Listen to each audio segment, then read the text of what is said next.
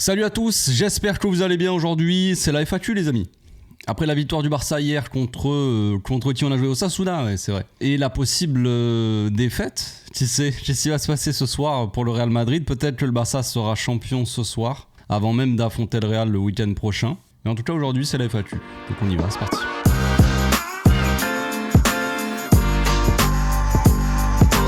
Au passage, n'hésite pas à nous rejoindre si c'est pas encore fait et à partager la chaîne autour de toi, ça fera plaisir à tonton. Pas énormément de questions aujourd'hui, mais c'est normal, c'est la fin de la saison, tout le monde a déjà envie de passer à la saison prochaine, mais ça fera moins de questions pour moi, moins de travail, c'est pas plus mal. Donc on commence direct avec CAD qui dit Bargy, on en parle, tu lui donnes des chances, mais le gars est invincible, alors j'imagine que tu voulais dire invisible. Bref, seul match bien Betis et Bilbao, le reste c'est le néant. T'abuses un peu. Chose positive, de toute façon il a pas beaucoup joué d'un côté donc. Chose positive, on s'approche du titre. Penses-tu que Joan Garcia fera une plus grande carrière au Barça que Valdés? C'est une bonne question. Bargy, pour moi c'est compliqué. La situation elle est complexe et elle est pas tout noir ou tout blanc, tu vois. C'est évidemment que c'est compliqué pour lui parce qu'il a pas beaucoup joué cette saison. Voilà, il est passé d'avoir très peu de temps de jeu à d'un coup. Lamine Yamal est blessé, t'es titulaire, vas-y montre-nous ce que tu sais faire, tu vois. Bon, visiblement il a du mal, hein, parce qu'il fait pas de très bons matchs. Contre Retafe c'était mauvais, là contre Osasuna c'était plus ou moins la même chose, ou peut-être un peu mieux, mais je sais pas, rien de fou quoi, concrètement. On sent un Rooney peut-être un petit peu, je sais pas s'il est stressé, je sais pas s'il a la pression il veut absolument bien faire. Mais en tout cas, il ne fait pas grand-chose. C'est ça le problème, c'est qu'il fait beaucoup de passes en retrait. Il va pas oser prendre des risques dans son jeu. Et je vous vois venir, vous allez me dire, oui, mais il peut pas dribbler. Je ne parle pas de ça. Je ne parle pas de ça. Je parle pas de dribble. Je dis pas qu'il doit faire la même chose que Lamine et tout ça. Pour ceux qui me suivent, qui regardent régulièrement mes vidéos, vous le savez très bien ce que je pense de la situation de Rooney. Vous savez très bien ce que je pense du joueur et vous connaissez un petit peu ma réflexion. Je ne dis pas que c'est tout comme Rashford ne peut pas apporter ce que Rafinha apporte, tu vois, on le sait, c'est comme ça. Rooney ne peut pas faire ce que Lamine fait. C'est un fait, c'est même pas le même style de joueur. Maintenant, c'est pas parce que tu ne peux pas dribbler tout le monde que tu ne dois pas prendre de risques dans ton jeu. C'est-à-dire essayer de temps en temps de t'ouvrir l'angle de frappe, de tenter ta chance, d'essayer de faire des passes risquées, créer en fait des actions par la passe. C'est très peu ce qu'il fait. Alors il a fait peut-être un peu plus là contre Osasuna qu'avant, contre Retafe. Retafe c'était énormément, la plupart de 95% de ses passes, peut-être c'était des passes en retrait pour le latéral ou le milieu qui était à côté de lui. C'est pas ça qu'on attend d'un ailier. Ce qu'on attend d'un ailier, c'est de la créativité, de la création d'action, tu vois, du danger, par la passe, par le dribble, par ce que tu veux, tu vois, en soi. Là, bon, Rooney, c'est compliqué. Les 2 derniers matchs, voilà, c'était vraiment pas ça. Et surtout, sur les 2 derniers matchs, Rashford est rentré et à chaque fois a été décisif. Donc, dans le débat de qui on met à droite pour la fin de la saison, malheureusement, Rooney est en train de perdre des points. Je trouverais ça logique, en fait. Et surtout, je pense que contre le Real Madrid, le week-end prochain, dans le Classico, je pense que Rashford sera titulaire. Je pense que Rooney démarrera sur le banc. La dernière fois contre Retafe, il n'a pas été bon. Flick l'a remis contre Osasuna, lui a redonné une chance de faire un bon match, de faire mieux, tu vois. C'est pas ce qu'il a fait. Et comme je l'ai dit, à chaque fois, Rashford est rentré et a été décisif. Donc je pense que ça complique un peu la chose. Et pour moi, dans le Classico, Rashford sera titulaire à droite. Maintenant, voilà, Rooney, il n'est pas forcément très bon sur les 2 derniers matchs là.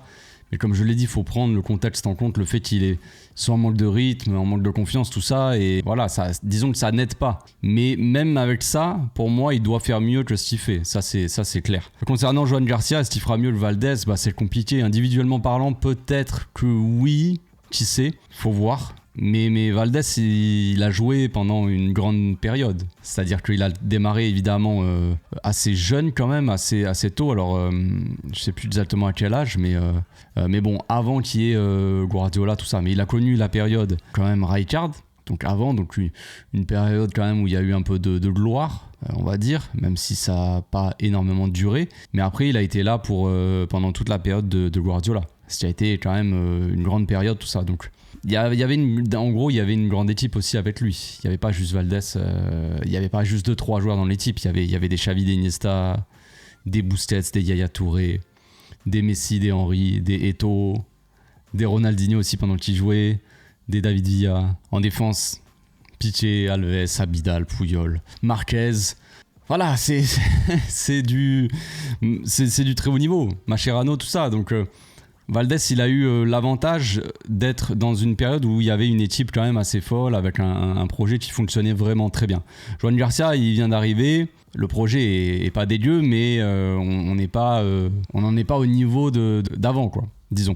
On verra avec le temps si le Barça arrive à développer un projet intéressant et arrive à donner ce qu'il faut à Flick pour avoir autant de gloire que par le passé, on va dire. Maintenant, individuellement parlant, peut-être que Joan Garcia fera plus de sauvetage que Valdés, sera plus régulier, tout ça. Pour le moment, c'est pas le cas. Joan Garcia est très bon. Valdés, c'est un gardien qui a souvent été... Il y en a qui disent il est surcoté. Bah, moi, je trouve que c'est le contraire, justement. Beaucoup se souviennent de Valdés qui faisait pas mal de boulettes, et c'est vrai qu'il en a fait. Des fois, il faisait des trucs bizarres et tout. Mais Valdés, dans les grands matchs, dans les finales de Ligue des Champions, dans les finales en général, dans les gros matchs... Valdés, il a toujours répondu présent. Il a souvent sorti des arrêts de fou furieux dans des finales, dans des face-à-face. Face à Henry en 2006, face à Drogba. Drogba, c'était quoi ? C'était des demi-finales peut-être. Bref, il a sorti des fois des arrêts de fou quand même dans des moments clés. Pour le moment, Joan Garcia, c'est que le début. Il est encore très jeune. Il vient d'arriver, mais dans les gros matchs, ou en tout cas dans les matchs de Ligue des Champions, pour le moment, Joan Garcia, il est pas à ce niveau-là, mais bon. Le temps nous le dira, j'ai envie de dire, mais c'est possible, oui. Ensuite, il y a Ousmane qui me dit quel est le meilleur Barça entre l'année dernière et cette année. L'année dernière, il n'y a pas photo. Sur certains points, peut-être, il y a des choses mieux cette saison, mais dans l'ensemble, tu regardes individuellement parlant, les joueurs étaient mieux l'année dernière, mis à part Lamine Yamal qui est mieux cette année. Rafinha, voilà, la saison dernière, il fait une grosse saison. Cette saison, il a même pas joué la moitié des matchs possibles, parce qu'il a été tout le temps blessé. Lewandowski, Ferran Torres, c'est peut-être mieux cette année, même si ça a été très irrégulier, mais dans l'ensemble, Lewandowski, c'était quand même mieux l'année dernière. Puis au milieu, on a eu une équipe quand même un peu plus stable. Pedri a eu un haut niveau la saison dernière, même s'il y en a beaucoup qui l'oublient ou qui font semblant. De Jong aussi a eu un gros niveau quand il est revenu la deuxième partie de saison. Première partie de saison, Casado était très bon aussi. Là, cette saison, on le voit plus du tout. Koundé, ça a rien à voir. La charnière Koubarsi, même si Koubarsi, Gérard Martin, ça va, mais la charnière Koubarsi, Nico Martinez, c'est largement mieux. La saison dernière, le seul point, c'est qu'on n'avait pas Cancelo. Et peut-être qu'avec Cancelo, ça aurait été, tu vois, et avec évidemment Joan Garcia. Voilà. C'est les seuls points... où on aurait pu être mieux. Mais dans l'ensemble, je pense que le Barça de la saison dernière est mieux que cette saison. Ensuite, il y a Thomas qui dit match ennuyeux ou tout simplement moins de hype car c'est la fin de la saison, j'ai failli dormir. Les deux. Les deux, c'était un match ennuyeux de toute façon parce qu'on a attendu la fin pour que ça se bouge un petit peu. Moins de hype, ça c'est clair, il y a beaucoup moins de hype de toute façon. À partir du moment où on a été éliminé de la Ligue des Champions, la hype a totalement disparu. Là, il y a le Classico, donc voilà, mais je connais un peu l'histoire. Ça fait quand même un certain temps que je suis sur YouTube, que je sors des vidéos, donc je vois quand il y a de la hype, quand il n'y a pas de hype. Là, dès qu'il y a la Ligue des Champions, il y a beaucoup de hype. Dès qu'on est éliminé, c'est finito, il n'y a plus personne. Les seuls moments où il peut y avoir un peu de monde, c'est dans des gros matchs, des chocs, comme il va y avoir contre le Real Madrid. Mais en l'absence de Lamine Yamal, la hype est clairement aussi redescendue. C'est clair. Donc, rajouter à ça, voilà, fin de saison, élimination Ligue des Champions, Lamine Yamal blessé, tu cherches la hype, t'es là, où es-tu, hype? Il n'y est plus. Les supporters, ils sont, comme je l'ai dit, ils sont déjà passés à la saison prochaine. Cette saison, tout le monde s'en fout. On est quasiment champion, tout le monde le sait. Il y a zéro engouement, il n'y a rien. Peut-être que les joueurs, ils le ressentent aussi, j'en sais rien. Mais en tout cas, c'est vrai que le match hier était quand même... on s'est pas beaucoup amusé, quoi. Ensuite, il y a Mokhtar qui dit Rafinha ne semble pas être prêt pour le Classico. On devra faire 100, je pense. Il y a moyen. Hein. Il y a moyen parce qu'il n'est pas rentré hier. J'en ai pas parlé dans le débrief, c'est vrai. Mais c'est vrai qu'hier, il n'a pas joué une seule minute. Peut-être parce que ça servait pas à grand-chose. Là, l'objectif pour le club... Alors, clairement, il y a le Classico. Comme je l'ai dit juste avant, il n'y a plus de hype, tout ça. Lamine Yamal manque. Donc, on a tous envie que Rafinha revienne. Tu vois ? La hype, elle va un peu monter. Ah ouais, le retour de Rafinha, c'est cool, tu vois, pour le Classico. Mais clairement, on s'en fout complètement. On s'en fout complètement. Le coach, le club, tout ça. Que Rafinha revienne pour le Classico ou qu'il revienne dans le dernier match de Liga. Si on gagne la Liga, si ça change rien, tu vois, eux, ils s'en foutent. L'objectif, c'est pas de faire plaisir aux supporters et de ramener Rafinha, tu vois. Ils veulent penser avant tout au bien du joueur et de qu'il revienne dans les meilleures conditions et qu'il revienne pas trop tôt, tu vois. C'est pour ça qu'il est pas rentré hier, parce qu'il y en avait pas besoin. On était en train de mener. Peut-être que s'il y avait eu 0-0, tu vois, à 10 minutes ou quoi de la fin, ou 5-10 minutes, peut-être que là, Flick, il aurait vite fait rentrer Rafinha, tu vois. Mais je sais même pas si c'est échauffé. Dans la conférence de presse d'avant-match, Flick, il avait dit Bernal jouera probablement quelques minutes, et il est rentré. Et il a dit Rafinha, on verra demain. Donc Rafinha, c'était le moins probable qu'il joue. Là, dans le Classico, il va avoir une semaine encore pour se préparer, mais je pense pas qu'il reviendra direct en tant que titulaire, tu vois. Ça m'étonnerait. Je connais pas son niveau physique exact, j'ai pas fait de test avec les kinés, j'étais pas là, tu vois. Mais ça me paraîtrait un peu étonnant si Rafinha était titulaire. Mais il devrait jouer quand même quelques minutes, je pense. Ensuite, il y a Saliou R Junior 2004 qui dit « Tu préfères Real qui perd ce soir ou attendre le Classico ?» Je préfère attendre le Classico pour une simple et bonne raison que j'ai un pote, mon pote, qui vient pour le Classico. Il vient à Barcelone et j'ai envie qu'il vienne pour la parade du bus. J'ai pas envie que demain... Parce qu'en fait, la parade du bus, elle sera organisée probablement le lendemain de la victoire du Barça officielle quand on sera champion officiellement. Donc si ce soir, le Barça est champion, parce que le Real perd, eh bien demain, ça sera la parade, tu vois. Et mon pote sera pas là. Et ça me fait chier un petit peu pour lui. Je préfère qu'il soit là pour ça, quoi. Qu'il y assiste. Il a jamais vu ça, évidemment. Donc voilà. Voilà, pour des raisons totalement personnelles et amicales. Ensuite, c'est Théodore qui dit les joueurs ont la tête au mondial. Non, c'est possible ça. C'est très possible que les joueurs aient la tête au mondial. On avait eu une info il y a quelques mois, par exemple, ou quelques semaines, je sais plus exactement, mais qui disait que, par exemple, Frenkie, il voulait pas forcer son retour parce qu'il voulait être vraiment prêt pour la Coupe du Monde. Il voulait pas rater ça, tu vois. Et qu'il prendrait zéro risque. Que si, par exemple, il était pas vraiment prêt, il se sentait vraiment pas prêt, il jouerait pas, tu vois. Il dirait au coach non, moi je suis pas prêt donc je joue pas, tu vois. Donc oui, je sais pas si l'info est vraie, tu vois. Mais bon, dans un sens, c'est assez logique que les joueurs pensent quand même un minimum à la Coupe du Monde. C'est clair, on voit des Lamine Yamal, des Rafinha, tout ça qui se blessent juste avant la fin de la saison. Il y a d'autres équipes, il y a un mec comme Militao, je crois, qui s'est blessé, qui va rater la Coupe du Monde. Et Tite aussi, par exemple, s'est blessé avec Liverpool et qui ratera la Coupe du Monde. Donc ça, c'est catastrophique, tu vois. C'est un cauchemar, on va dire, pour un joueur qui a quelques semaines, quelques mois, tu vois, à peine de la Coupe du Monde, il se blesse. C'est un rendez-vous, la Coupe du Monde, voilà, hein, c'est tous les 4 ans, hein, les amis. Donc dans une carrière, c'est important de pouvoir jouer une Coupe du Monde. Donc c'est triste. Donc oui, les joueurs y pensent, je pense, oui, forcément. Quand j'ai vu Pedri se prendre un coup là par l'autre d'Osasuna, là, Moncayola, tu lui mets un coup dans le genou. Oh là là, il m'a énervé, Moncayola. Attention, Moncayola, je vais débarquer, moi, à Pamplune. Je vais te trouver dans la ville, frérot. Je vais engager des gens. Ensuite, il y a Lounès Sada qui dit Lewandowski encore utile dans la rotation, on devrait garder, non ? Non, je pense pas. Je suis pas de cet avis-là.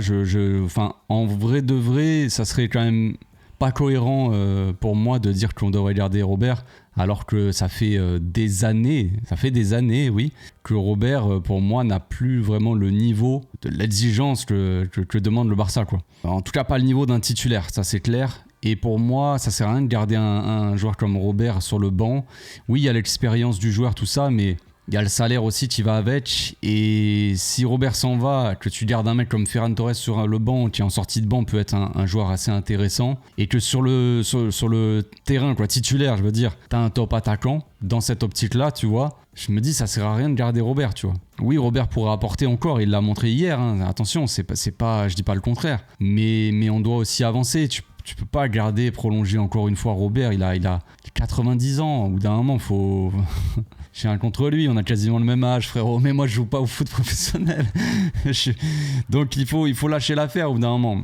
Et oui, je ne dis pas qu'il est pas utile, attention, mais pour moi, on doit vraiment avancer, on doit aller chercher vraiment un top 9, avoir un super sub, un remplaçant qui peut donner de temps en temps 2-3 bons trucs, tu vois, et renforcer l'équipe en général, quoi. Enfin bref. Mais il est toujours utile, oui, mais pour moi, c'est pas un sacrifice, c'est pas un sacrifice vraiment qu'on doit faire, mais c'est un truc logique, un départ logique pour moi, Robert.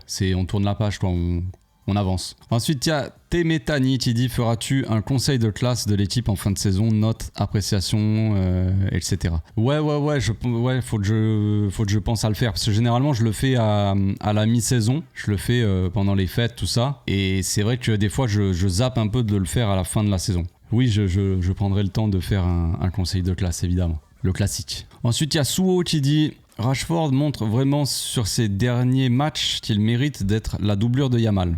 Oui, sur la fin de la saison, oui. Maintenant, la saison prochaine, non, par exemple. Mais oui, sur cette fin de saison, il mérite plus, c'est ce que j'ai dit tout à l'heure, mais il mérite peut-être plus qu'un Rooney. En tout cas, il reste décisif, Rashford. Hein. Quand même, il a été décisif un peu tout au long de la saison. Même si j'ai pas aimé spécialement ses matchs, le contenu, ce qu'il montrait, son attitude, encore moins. Ça reste un joueur qui a quand même pas mal de passes D et quelques buts quand même sur la saison. Ça serait logique, oui. Ensuite, il y a un anti-madridista qui dit « Salut Café, salut frérot ». Après l'échec, entre guillemets, je précise, Rooney, selon toi, c'est mieux de le prêter ou de le transférer définitivement ? Ben, ça dépend parce que en fait, on a certaines infos qui nous disent par exemple que l'Inter serait intéressé par Rooney. On sait qu'on a envie d'aller chercher Bastoni, que c'est une des priorités du mercato. Si on doit aller vraiment chercher Bastoni, si vraiment c'est avancé, si machin, on essaie de faire baisser un peu le prix, bah, tout simplement aller chercher Bastoni et leur échanger entre guillemets ou leur vendre, faciliter la vente plutôt pour l'Inter, sans forcément baisser le prix, hein. C'est pas ça que je dis, mais disons que c'est une sorte d'échange, parce que les échanges ça se fait plus trop dans le football maintenant.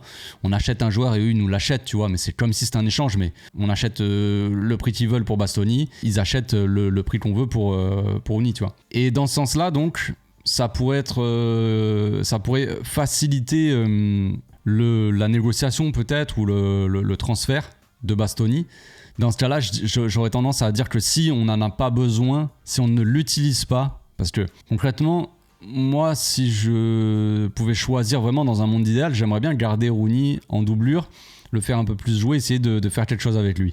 Maintenant, si lui il a envie vraiment de temps de jeu et que le Flick compte pas lui donner, dans ce cas-là, et qu'il faut vraiment un départ et soit une vente, soit un prêt, tu vois, ben je partirais plus sur une vente si ça nous permet d'aller chercher un joueur. Maintenant, si c'est pas le cas, pourquoi pas le prêter une saison dans un club où il y a moins de pression, voir ce que ça peut donner et voir ce qu'on peut en tirer. Mais il y a une certaine plus-value à faire aussi. Là, Rooney, il a pris un peu de valeur, il est pas mal demandé.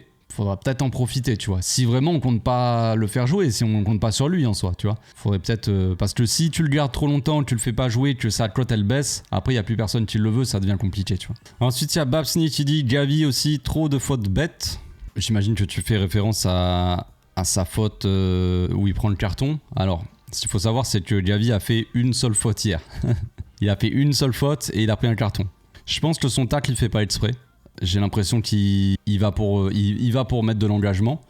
On a souligné, enfin après moi quand j'ai vu le match PSG Bayern, j'ai vu un engagement total de la part de tout le monde et j'ai dit ça nous manque un petit peu, nous, c'est ce qui manque un peu dans cette équipe du Barça, ce manque un petit peu d'engagement. Les joueurs ils y vont mais ils y vont pas vraiment et tout ça pour récupérer la balle. On peut pas dire que Gavi manque d'engagement, ça c'est sûr. Et l'engagement, il l'envoie, il le met. Je pense qu'il a essayé d'y aller, tu vois, mais il a beaucoup plu là-bas. Avant le match et même pendant le match, il pleuvait un petit peu. Mais il y a eu une grosse pluie donc avant le match et le terrain, donc il était trempé. Voilà, donc il y a potentiellement des joueurs qui auraient pu glisser, tu vois. Et pour moi, quand je revois le tacle, je me dis, il a mis beaucoup d'engagement, mais d'un autre côté, il y a un moment où il a glissé, il n'a pas fait exprès et il a charclé le joueur. Donc voilà, il fait une faute, il prend un carton jaune. Donc est-ce que Gavi fait trop de fautes bêtes ? C'est son jeu, il est comme ça, il met de l'engagement. S'il faut découper un joueur, il le découpera. Et je vais clairement pas lui reprocher ça. Clairement pas. Si d'autres joueurs pouvaient prendre exemple sur Gavi en termes d'engagement, on n'en serait peut-être pas là aujourd'hui. Ensuite, il y a Moa qui dit « Salut Café, salut Moa ». On n'a pas vu Baldé, même Araujo semble être passé devant. C'est un signe. Ouais, c'est vrai que... Après, bref, on va procéder par étapes. De 1, oui. Quand Ronald est rentré, c'est ce que je me suis dit aussi. Je me suis dit, Cancelo aurait pu passer à droite et Baldé à gauche. Il aurait eu un peu de temps de jeu, tout ça. Lui qui joue très rarement. Surtout qu'il s'est chauffé un petit peu, tout ça. Mais il n'a pas joué aujourd'hui, je crois. Et la dernière fois, il me semble qu'il n'a pas joué non plus contre Retafe, peut-être. Je sais plus. On a vu des photos de Baldé où il tirait la tronche. Bref. Donc c'est ce que je me suis dit. Je me suis dit, même Ronald est passé devant dans la hiérarchie, on va dire, des latéraux. Au lieu de faire rentrer Baldé et de passer Cancelo à droite, il fait rentrer Ronald à droite. Donc ce que ça dit de tout ça, c'est que déjà peut-être Cancelo est considéré vraiment comme un latéral gauche. Et que si Cancelo devait rester, peut-être qu'il resterait en tant que latéral gauche. Il serait jamais vraiment mis à droite. Deuxième point, on peut dire que Ronald est passé devant Baldé, mais pour moi aussi, ce qu'il faut prendre en compte, c'est que ce qu'on voit depuis quelques semaines, c'est que Flick demande au latéral droit de rester vraiment beaucoup plus bas. Qu'on ait moins un latéral qui monte vraiment, qui se projette. Alors le latéral peut monter par moment, faire un appel, se proposer quand le jeu le demande, on va dire. Ou quand vraiment on attaque et qu'on est positionné très très haut, qu'on est vraiment devant la surface, tu vois, adverse et qu'on domine clairement, tu vois. Là, le latéral peut monter. Mais dans les sorties de balles, vraiment, quand on a un bloc médian, on va dire qu'on contrôle un peu le jeu, mais qu'on n'est pas encore totalement remonté, ben regardez bien, on joue avec une défense à 3. On a les 2 défenseurs centraux, plus le latéral droit qui reste plus bas, le latéral gauche qui monte un petit peu. Et donc, généralement, soit Koundé, soit Eric Garcia, soit du coup Ronald reste comme 3e central. Donc, en termes de profil, si tu veux faire rentrer un latéral droit qui joue comme un central, bah, tu vas pas mettre Cancelo à droite. Mettre Cancelo comme un 3e central, ce serait pas vraiment optimiser, disons, son apport, vraiment, optimiser ses qualités, ce qu'il peut apporter, quoi. Donc dans cette logique, bah, tu fais rentrer Ronald et tu laisses Baldé sur le banc. Tu vois, tu passes pas avec 2 latéraux très offensifs. Surtout que à ce moment-là, je crois qu'on était en train de mener, il me semble. Donc l'objectif, c'était pas d'être encore plus offensif et de se découvrir derrière, tu vois. Donc dans cette logique-là, d'un côté, je comprends l'entrée de Ronald et le fait que Baldé ne soit pas rentré. Mais oui, on peut voir ça comme un signe, comme quoi Baldé n'est clairement plus dans les plans de Flick. En tout cas, il a cette sécurité, on va dire, Baldé, le fait qu'il soit de la Masia, c'est une grande chance pour lui, parce que si c'était pas le cas, c'est sûr à 100% qu'il partirait cet été. Là, on est en hésitation, on ne sait pas. Mais clairement, il est pas devant dans la hiérarchie. Et dernière question de Taclit Store qui dit: tonton, j'en ai marre de voir toujours la même chose, côté, on attaque quand par l'axe? Ce que je me dis aussi, je me pose souvent cette question, je me pose devant la télé et je me dis: quand est-ce qu'on passera par l'axe? Avec l'absence de Lamine, je me suis dit, il y aura un seul avantage, entre guillemets. Non pas qu'on peut parler d'avantage sans Lamine Yamal, parce que sans lui, il se passe pas grand-chose. Mais je me suis dit, au moins, on passera plus par l'axe et on forcera moins sur le côté. Parce que quand il y a Lamine et qu'on n'a pas de solution, on va pas essayer de passer par l'axe, on va forcément donner le ballon à Lamine et vas-y, frérot, fais-nous la différence, s'il te plaît, nous, on galère. Et je me suis dit, on va forcément passer par l'axe et c'est pas vraiment ce qu'on fait, quoi. Avec l'entrée de Ferran, je trouve qu'on arrivait un peu plus à trouver l'axe, je trouve. Parce que Ferran, il va plus bouger, tout ça. Mais Lewandowski, il peut pas venir redescendre, toucher le ballon, jouer en point d'appui, une sorte de faux neuf, tout ça. Il a pas les gambettes pour le faire. Il a pas la forme physique, il a pas la qualité technique non plus. Dans les petits espaces, on sait un petit peu. Mais j'aimerais qu'on passe par l'axe un peu plus, qu'on arrive à combiner, à faire des trucs sympas. Et c'est pas ce qu'on fait. J'ai l'impression que les joueurs ne veulent pas forcément prendre de risques non plus. Mais à passer toujours par les côtés comme ça, il y a des séquences des longues séquences où on fait vraiment, on fait le tour de cette défense là et on n'essaie pas vraiment de trouver des combinaisons dans l'axe. Pourtant, il y a des solutions. Des fois, il y a un joueur d'un coup, il regarde, il voit un joueur dans l'axe et il lui fait la passe, ça casse des lignes. Et t'es là, ben voilà, c'était ça, tu vois. Pourquoi on le fait pas plus souvent? Je ne sais pas. Il y a des défenses en face qui restent très compactes. Et ils mettent beaucoup de densité dans l'axe, ils défendent pour la plupart peut-être en 5-3-2 ou en 4-5-1, tu vois, mais il y a souvent beaucoup de joueurs dans l'axe et du coup ça te force un peu à passer sur les côtés, mais de temps en temps tu peux évidemment passer par les côtés, essayer de faire bouger le bloc, mais à partir du moment où tu retrouves l'axe, c'est là où tu dois trouver l'axe du coup, mais de manière verticale, parce que tu vas avoir le bloc qui va être en train de bouger. Donc logiquement tu auras forcément plus d'espace dans l'axe. Et c'est là qu'on doit essayer d'aller chercher, tu vois. Mais on doit le faire un peu plus vite et des fois on joue trop lentement, peut-être. Bref, j'espère que ça sera mieux en cette fin de saison, que ça sera mieux la saison prochaine. J'espère retrouver un jeu. Pour moi, c'est vraiment un projet, un objectif. Essayer d'être plus intéressant dans le jeu. Parce que pour le moment, en cette fin de saison, je trouve que c'est pas le cas. Je trouve que c'est pas très intéressant le jeu du Barça actuellement. On passe beaucoup par les côtés, on fait beaucoup de centres. Pas ce que je veux voir, c'est pas le Barça que j'aime personnellement. Je pense qu'on est tous d'accord là-dessus, on est content de gagner, tout ça, il n'y a pas de problème, il n'y a pas que du négatif, c'est pas ce que je dis. Mais purement dans le contenu, dans le jeu, j'aimerais qu'on élève un petit peu le niveau, parce que là, c'est pas assez, je trouve. Enfin, en tout cas, perso, je prends pas énormément de plaisir, on peut pas dire ça, quoi. Bref, j'espère que ma vidéo, en tout cas, vous a fait plaisir. On se retrouve probablement demain pour une nouvelle vidéo. Je sais pas encore exactement, faut que je regarde un peu ce que je vais faire dans cette semaine un petit peu longue sans match avant le Classico. On verra, ça dépend aussi peut-être du résultat du Real. On fera peut-être une vidéo par rapport à ça demain. On verra. Je vous souhaite une très bonne journée, une très bonne fin de week-end. On se retrouve donc peut-être demain. Ciao.